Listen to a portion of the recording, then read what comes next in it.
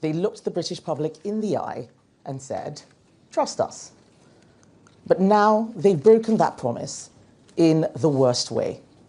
This is a fundamental breach of trust. They hiked taxes on farmers. They introduced a jobs tax that is killing businesses. They even snatched away pensioners' winter fuel payments, despite their promise to protect them. And who is paying the price? You are. Even the Independent Office for Budget Responsibility is clear. Labour's jobs tax will hit workers, not just businesses. And the real cost? By the end of this Parliament, families across Britain will be £3,500 worse off. That is not a small cut. That's food on the table. That's energy bills. That's rent or a mortgage payment. Labour ministers think this is pocket money. Just this morning, the Prime Minister was boasting that he had given people a pay rise. He does not get it. Why are we in this mess? Because Labour simply do not understand how the economy works. They think government creates growth. It doesn't. Business does. Businesses create wealth, which means more money in the pockets of workers and more money for public services. Without business, there is no growth and there are no jobs. And yet, instead of helping businesses, Labour is hammering them with a £25 billion tax rate. The result of the jobs tax? Lower wages, fewer jobs, and more businesses going under. The evidence is clear. The OBR shows that the vast majority of the jobs tax will be passed on to workers in lower wages, and this will lose an average family over £3,500. It'll mean more businesses collapsing. Tesco, Sainsbury's, Sky, Stellantis, they're cutting staff. And a Bank of England survey found that 54% of businesses now expect lower employment. Lower employment means that the problem is going to get worse as fewer people earn a living. The response from Labour ministers just this morning is that people shouldn't be so pessimistic. They might as well say, suck it up. The jobs tax is hitting so many. It's hitting part-time work. Businesses now face extra costs for hiring part-time staff. And it means cuts to vital services, schools, councils, and healthcare. The jobs tax hits pharmacies, GP surgeries, children's hospices. Labour refused to exempt them despite our calls. This is what happens when you punish business. You don't just hurt CEOs and boardrooms. You hurt ordinary working people. The most frustrating thing is that this was not inevitable. It did not have to happen. We warned them. Businesses warned them, and yet Labour refused to listen. Now it's working families who will suffer. This jobs tax is a tax on your pay packet, a tax on those who work hard, do the right thing, and want a better future for their children. I know what it is like to struggle to get by, to make ends meet, to have to make difficult decisions because I was worried about money, to have to choose between eating or taking the bus. I cannot imagine losing £3,500 at a time when people are trying to save for deposits, pay mortgages, deal with soaring bills. Under Labour, from today, household bills will shoot up by over £1,000 this year alone. And don't just take my word for it. Business leaders are speaking out. Over 200 major restaurants, pubs and hotels have warned Labour that their budget will cost jobs. Over 80 retail leaders have warned that it will slow pay growth, cause shop closures. Even some of Labour's own business backers now feel betrayed. Because their approach isn't just economic mismanagement, it's economic vandalism. The Conservative Party is under new leadership. We did not always get everything right, but fundamentally, we as a party believe in lower taxes and better public services. We believe in the people who built businesses from nothing to give back to their communities. We believe in the people who took risks, tried something new, and built a legacy for the next generation. Labour don't understand what it means to take a risk, to meet a payroll, to grow an enterprise. Most of Labour's cabinet have barely worked for a business, let alone built one. They have no idea about the hard graft it takes to run small business. To them, national insurance is just another line item on a budget page. They are so busy spending other people's money that they don't think about the impact of their decisions on those who are working hard, taking risks, and trying to get on with their lives. The result? Lower growth, lower wages, lost jobs. Labour did not listen to business. Will they listen to the families now paying the price? Because if they don't fix this, we will. Thank you.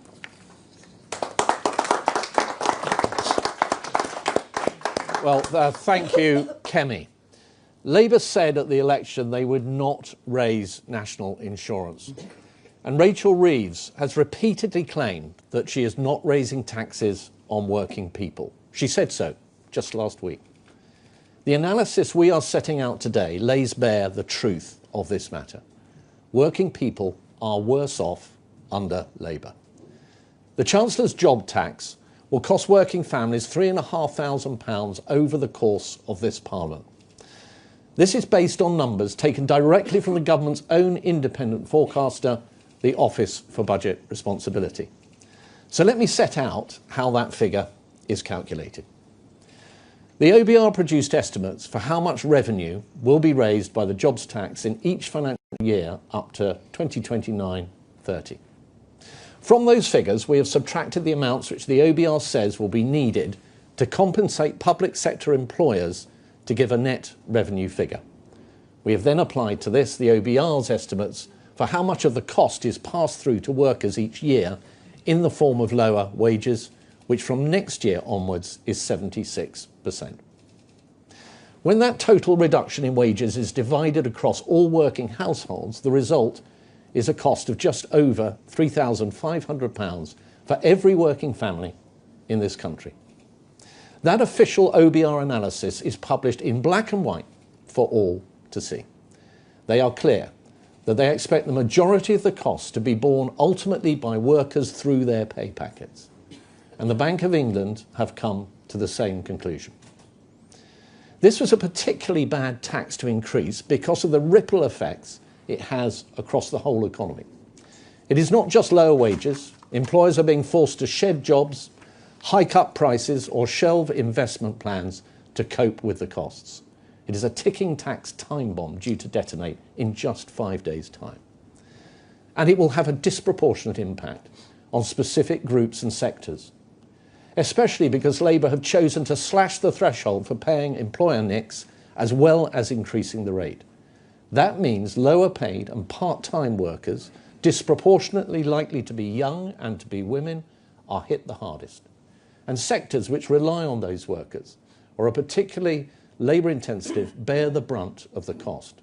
That includes retail, hospitality and leisure businesses, sectors which are also seeing their business rates bills rise today by 140%. The impact on our high streets could be devastating. Retailers, including Sainsbury's, Tesco and Morrisons, have already responded by cutting staff. And Hospitality UK estimate 750,000 jobs will be dragged into the tax net in their sector alone. These costs come on top of a litany of other extra burdens being imposed on businesses all at once. And it comes at a time of huge uncertainty around trade, around our national defence, and the implications for inflation and interest rates. Our economy is in a fragile position when it comes to weathering those headrooms, thanks to the crippling burdens imposed on businesses and households by this Labour government. Working families will pay the price for all of this. While the jobs tax eats away at their pay packets, Labour are also stoking inflation. Today's bills have risen for millions of families by more than £1,000. That, of course, affects pensioners too, who face rising energy bills while winter fuel payments have been snatched away. Another broken promise. The OBR now expect inflation this year to be more than double their estimate at the last Conservative budget in March of last year. And as both they and the Bank of England have said, government policy is directly contributing to the rising cost of living, both via their reckless borrowing spree and via the costs imposed through their tax rises. And higher inflation also means higher interest rates hitting mortgage holders. Labour wants you to believe their tax rises are not hitting working people, that they are magically absorbed by businesses with no knock-on impacts on the people they employ or the things that they sell. The reality is families face a double hit from this Labour government, lower incomes thanks to the jobs tax and higher prices as well. We will all end up poorer thanks to their mismanagement and broken promises. We simply cannot afford Labour.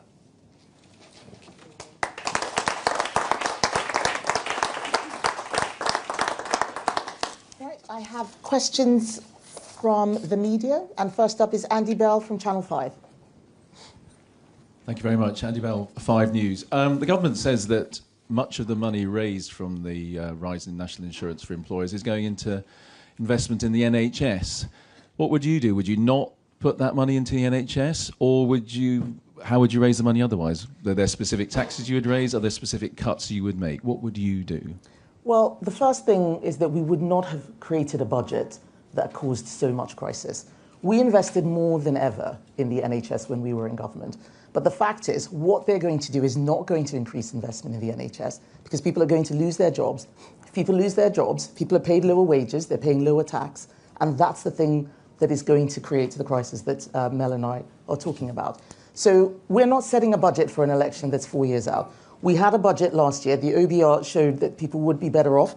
We have also had a manifesto where we talked about what we were doing. We lost that election. Right now, our job is opposition to show Labour what they need to do in order to grow the economy. Taxing businesses is not going to grow the economy and will not get the investment in public services. Mel, do you want to add to that? No, I think that's absolutely right, Kemi. We would have taken different choices on tax and spending and certainly on borrowing as well, which would have kept interest rates low and the economy in a better place. We would have focused far more on productivity. We had a Labour government that came in and gave train drivers 14%, junior doctors 22%, no strings attached, no requirement for greater productivity. And we would have gone further and in a more principled way on welfare reform. Chris Hope, GB News. Thank you. Kemi Badenoch, today's a big day in the world of Donald Trump. We're going to be seeing tariffs imposed probably on the UK later today. What would be your approach to that? Would you impose tariffs back on the US? And why have you reportedly told your MPs they can't criticise the US president? I haven't told my MPs that they can't say that, so that's just false. But on the point of trade tariffs, we should not be engaging in a trade war or tit-for-tat retaliation. That makes everybody poorer.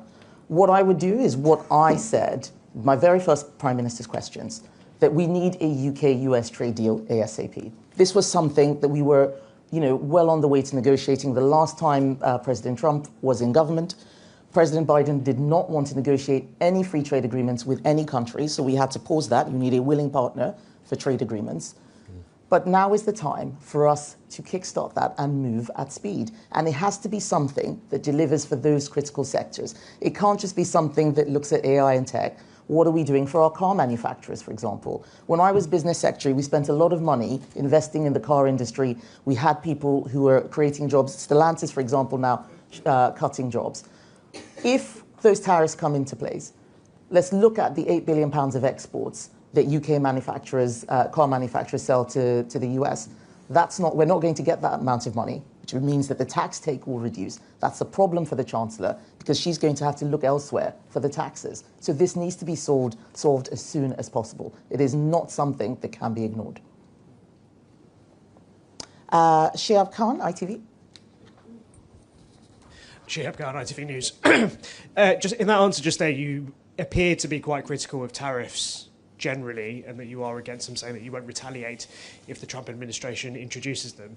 Will you therefore be critical of the Trump administration for introducing them onto the UK? Oh, I have been already. I'm a former trade secretary. Tariffs are not good for global economies. We are a trading nation. We're an island nation. Tariffs are terrible for us. But there's a big difference between criticizing policy and criticizing an individual. My job is not to go out attacking leaders of foreign countries. My job is to talk about what works for the UK national interest. Tariffs are not good for national interest, and there's no difficulty in saying that at all. Ben Wright, BBC. But if the US does slap tariffs on the UK, if Donald Trump doesn't give the security guarantee for Ukraine that the Prime Minister is desperate to have, is it time for Britain to change its strategy, to get much tougher on Donald Trump?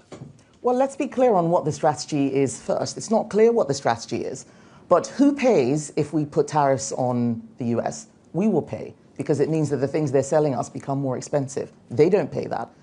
I believe that everything we do should be in the national interest, making life more expensive for British consumers so that we can thumb our nose at Donald Trump is not the right way. We need to make sure that we keep the cost of living as low as possible for the British public.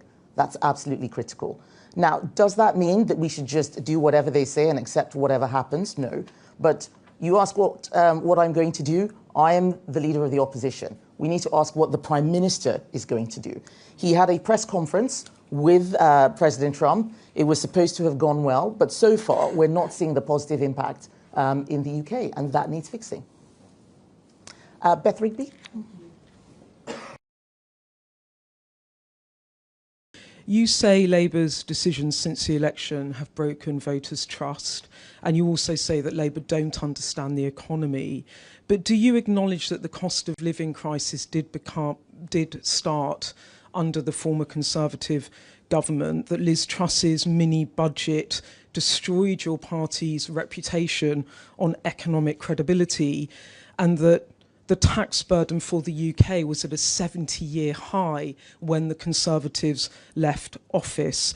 How can you now turn around your own reputation on the economy? And do you think the public are listening to you? And just quickly on tariffs, everything you've said today seems to chime with what the Prime Minister is actually trying to do, i.e. no retaliatory tariffs immediately, trying at pace to arrange this economic deal, which he talked about this morning. So on this, at least, you're shoulder to shoulder with him and agree with him. Thank you. So you ask about Labour not being trusted, but that we're in the same position. Our reputation was not built in the last few years. It was built over many decades, I would say centuries. The Conservative Party is the party of business. You look at our shadow cabinet. Many of us have started business, listed businesses. We've worked in the private sector. You cannot compare that with Labour, where most of them have never run a business and not even worked in the private sector. So we get it. And at the end of the day, Rishi Sunak was the last Prime Minister. And he left Keir Starmer an economy that was the fastest growing in the G7. All of that is gone. We're not saying that there weren't difficult times under the Conservatives. The debt burden you're talking about has happened because of COVID. Everybody remembers a pandemic that for nearly 2 years locked us all up at home. That needed to be paid for. But now, when the green shoots were coming through, Labour has done something that is really destructive, and we cannot run away from that. They need to face up to what they're doing. They're making life harder for everyone else. They're making life harder and more expensive, and that needs to be fixed. On tariffs, if the Prime Minister does not want to put retaliatory tariffs on, I think that's excellent. That is the right thing to do. Where he does the right thing, we will agree. But where he does the wrong thing, we will disagree, and we will provide constructive criticism. That's my job, and that's what I'm doing. Thank you. Aubrey Allegretti. Thank you. Aubrey Allegretti from The Times. I'm just curious to know whether you have personally spoken to any senior Republicans and urged them to spare Britain from the tariffs that are set to come into force later this week. I mean, you've obviously met J.D. Vance before. Have you personally spoken to him to encourage him not to? And on the subject of a US trade deal, which you're also very keen on, do you think it's time, for example, for the UK to drop its opposition to things like hormone-injected beef and chlorinated chicken that we know have been the big sticking points on this for many years? Thank you. So no, I'm not cutting across what the government is doing. When I was in government, finding out the people in the opposition were trying to undermine the work that was happening was, it was not the way to go about doing it. What we do is we speak publicly about what we want to see happen and help the government course correct. On a US trade deal, it's not true that the sticking points have been hormone-fed beef, etc. This is what gets whipped up in the press and by campaign groups. The sticking points will be actually far more fundamental. It's always been about quotas, how much an industry can withstand. With all the trade deals that we dealt with, we made sure that our SPS standards were always at the highest level. But nobody is going to be forced to eat chlorinated chicken. I don't even think most chicken in the US is actually washed with chlorine. This is it's a myth that has expanded quite a lot over the years. Things have changed. We need to focus on what's actually in a trade deal. And no one has seen what is being discussed in the trade deal. We're hearing things about digital services tax. My experience, having done these things, I concluded the UK's biggest trade deal, the CPTPP, is that as much as possible, they need to make sure that they are looking after UK national interests, not giving things away, and making sure that the public can see what the benefit is going to be to them, not focus on things that are largely irrelevant, that don't belong in trade deals. And I'm holding out hope that the government does that for all our sakes. We need it. Jason Groves. Thank you. The OBR's forecast last week suggests they think that growth is going to bounce back a bit next year. The way you guys are talking this morning, it sounds like you're worried about job cuts, inflation. I mean, do you think have the forecasters got this one right, or do you think the government is, given all the headwinds that we've got at the moment, that they are risking a recession here? Well, what the OBR have said is that the price of the tax will be paid for in lower wages. But we don't just speak to forecasters. We speak to the businesses. We speak to the people who are doing the hiring. And this is what they're telling us. There was a business that I visited during the election that is closed down because it says it can't take anymore. I mean, Mel, you can say a little bit more about where the evidence is coming from. But we can see it all in all our lives. The bills that are going up are not fiction. They're not a forecast. They're not a model. We can look out there and see what's happening. Mel?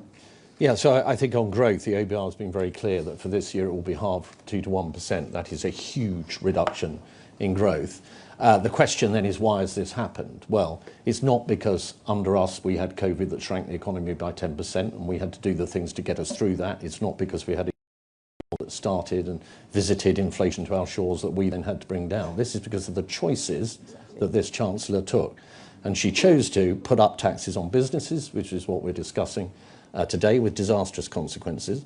She chose to talk down the British economy, and we saw the results of that in the confidence surveys through time. She chose to go out and borrow huge amounts of money in a spending splurge, which is a fiscal loosening that was inflationary and required a monetary response of increased interest rates, which both dampened down the animal spirits and put up the cost of business investment, but at the same time critically meant that the servicing costs on our debt rose very significantly and ultimately wiped out her entire headroom against the fiscal targets. So I think where we are at the moment, albeit that she's rebuilt that headroom with taking further difficult choices, given the kind of headwinds that the economy now is likely to face in the future, is in a very fragile position. And those headwinds include perhaps having to spend even more on defence going forward, depending on what happens geopolitically in the world, and a lot of other challenges that are coming our way, including the underlying productivity assumptions in the OBR forecasts, for example, which may not come to pass.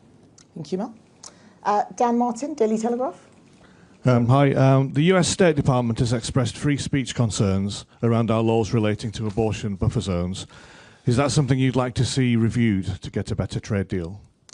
I had a question on this morning when I was on LBC. And one of the things that we have to keep emphasizing is that we do have free speech in this country, but it is under threat. It is under threat because people are over-interpreting.